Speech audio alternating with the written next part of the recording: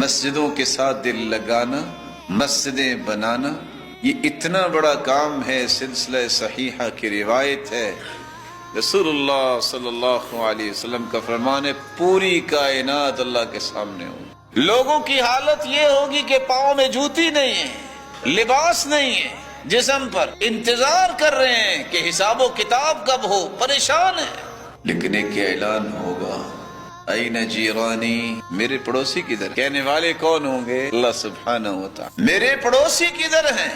سناٹا چھا جائے گا، کسی کی جرت نہیں ہے کہ کوئی بات کر سکے۔